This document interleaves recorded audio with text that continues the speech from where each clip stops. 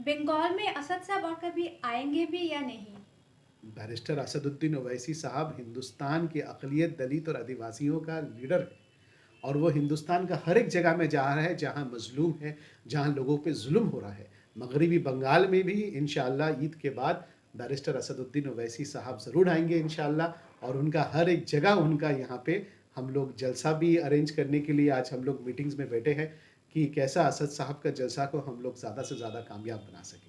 ये खुशखबरी बंगाल के लोगों के लिए है कि कुछ दिन पहले बॉम्बे में AIMIM का नेशनल कॉन्फ्रेंस हुआ, जहां बैरिस्टर असद साहब ने मगरबी बंगाल आने के लिए उन्होंने अपना ख्वाहिश को ज़ाहिर भी किया, क्योंकि हम लोग ने उनको रिक्वेस्ट किया था कि आप मगरबी बंगाल आइए, तो वो बुलाएं कि ज़रूर जब आप लोग बुलाएंगे हम आएंगे। तो हम लोग बस इसी अरेंजमेंट और प्रिपरेशंस में है कि ईद के बाद इंशाल्लाह बैरिस्टर असद साहब को मगरबी बंगाल में हम लोग ज़रूर उनका यहाँ पे एक कामयाब जलसा ऑर्गेनाइज किया जाएगा। देखिए, डरने और घबराने का नाम तो मजलिस है नहीं, लेकिन ये एक संविधानिक तौर से एक हिंदुस्तान का सियासत के लिए एक गौर और फिक्र की बात है कि एक main stream parliamentarian political party जो हिंदुस्तान के पार्लियामेंट में जिसका एक बहुत लंबा सा एक रिकॉर्ड रहा हो, आज उनके कायद, उनके नेशनल प्रेसिडेंट पे बार बार अटैक हो रहा है। आज ये मजलिस पे हो रहा है, कल दूसरा भी पॉलिटिकल पार्टी में हो सकता है। हम लोग कोई बनाना रिपब्लिक में तो रहते नहीं है, हम लोग एक जमहूरियत में रहते हैं। जमहूरियत में अलग अलग सियासी तंजीम रहेगी, अलग अलग लोगों का राय रहेगा, अलग अलग पॉलिटिकल ओपिनियन रहेगा। इसका मतलब ये तो नहीं है कि हम किसी को कत्ल कर दें। ये चीज़ तो हमारे पड़ोसी मुल्क में होता है, तो हिंदुस्तान में नहीं होता है। तो ये गौर और फिक्र की बात है। बंगाल में सामने एक पंचायत इलेक्शन है, तो बंगाल में मीम कहीं दिख नहीं रही, कमजोर पड़ गई, इसके बारे में क्या बोलेंगे? देखिए, जो दिखता है वो बिकता है, एक कहावत है। लेकिन वो बिकने वाला सामान चाहे जितना भी फॉल्टू क्यों ना हो, तो MIM जो है ज़मीनी स्तर पर काम कर रहा है। हर बात में मीडिया के सामने एक चीख चिल्लाना हम लोगों का काम नहीं है, क्योंकि हमारे कंधों में जिम्मेदारी और भी बहुत बड़ा है। हमको अपना बैकवर्ड कम्युनिटी को एक सियासी लीडरशिप तक पहुंचाना है।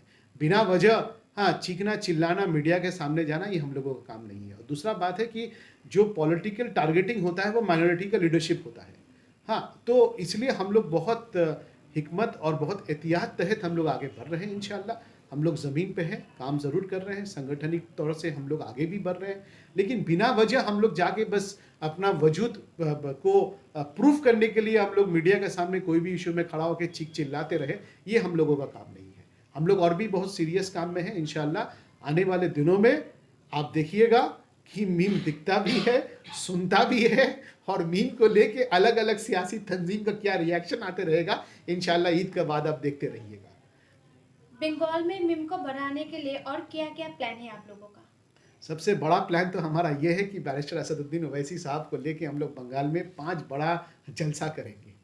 जिस दिन हमारे कायद यहाँ पे आएंगे, वही दिन मजलिस का यहाँ सबसे बड़ा पार्टी का इस्टेब्लिशमेंट होगा इंशाअल्लाह। और ऑफ कोर्स हम लोग के पास ऑर्गेनाइजेशनल प्लान से मेंबरशिप ड्राइव हम लोगों का चल रहा है। अभी तक हम लोग का मेंबरशिप ड्राइव बहुत सक्सेसफुल मेंबरशिप ड्राइव रहा है। हम लोग यहाँ पे हर एक जगह में हम लोग छोटा छोटा मतलब मोबाइल कैंपेनिंग्स कर रहे हैं। हम लोग कुछ कुछ एरियाज़ को टारगेट में रखते हुए हम लोग अपना पॉलिटिकल कैंपेन चला रहे हैं।